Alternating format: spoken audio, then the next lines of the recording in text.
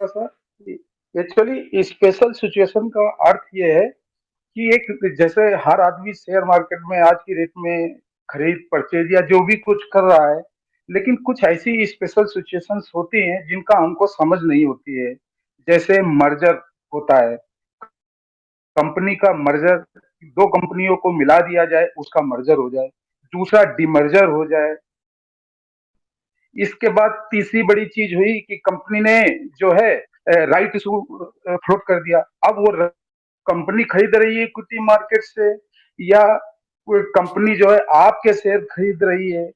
ये सब इतनी ज्यादा कॉम्प्लिकेटेड हो जाता है कि अगर इसको आपको समझ नहीं आती है तो आप शेयर्स को तुरंत खरीदने लगते हैं। इसका एक प्रत्यक्ष उदाहरण मैं अपना देता हूँ।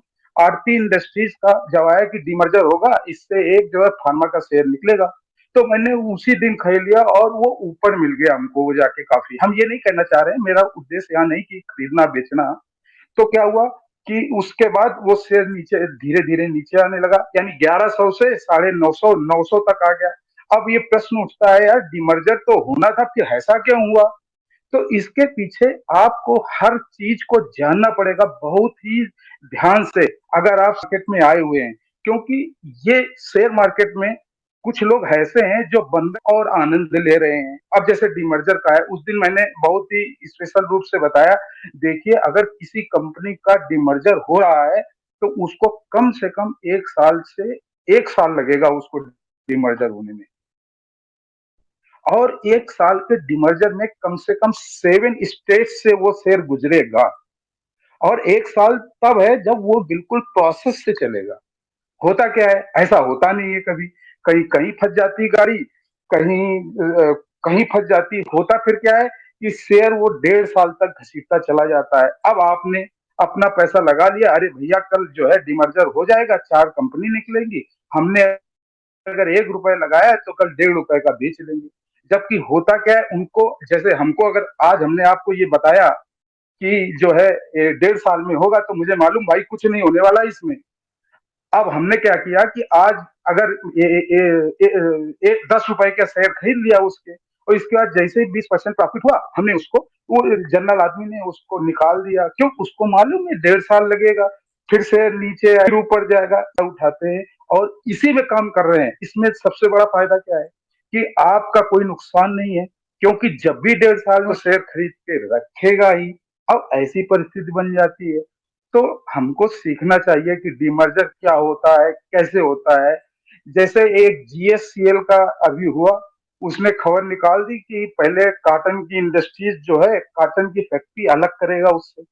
तो शेयर जो है पूरे 1 साल में, इसने पिछले मई 2020 में इसने अनाउंसमेंट किया था, और वहां से आज तक का चार्ट देखिए तो 20% प्लस माइनस ये 5 बार गया शेयर, और 480 तक गया, और फिर आके अभी 371 पे खड़ा हुआ है।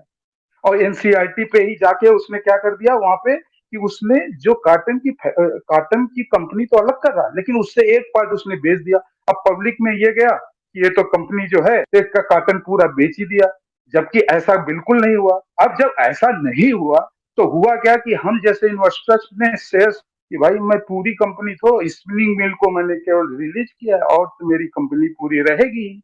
तो इस तरह से फिर उसकी वैल्यू हो गई। अब इसमें क्या हुआ कि 6 महीने का पीरियड और बढ़ गया। अब जब 6 महीने का और पीरियड बन गया, तो जो बीच में जो लोग इसको अच्छी तरह से मतलब समझते हैं इस बात को, उनको और मौका मिल गया प्लस माइनस करने का। यानी फंसा कौन? एक नॉर्मल इन्वेस्टर, जिसको ये नहीं पता था कि मर्जर होता क्या है, कितने दिन में होता है, 7 स्टेज कौन से हैं, किस स्टेज में हमको क्या काम करना चाहिए। ये एक समस्या जो सबसे बड़ी थी, और इसको मैंने घनिष्ठ साहब थे यहाँ पे, उन्होंने बताया था। तो इसके फिर हमने इसको बहुत भी अगर उसको भी पढ़ता है तो उससे काफी फायदे होंगे। क्यों?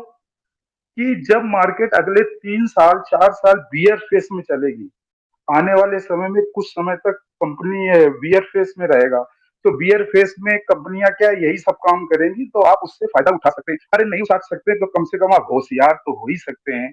तो ये एक फायदा रहेगा। ये R30 पेपर जो घनिष्ठ साहब का अगर यूज करें, और घनिष्ठ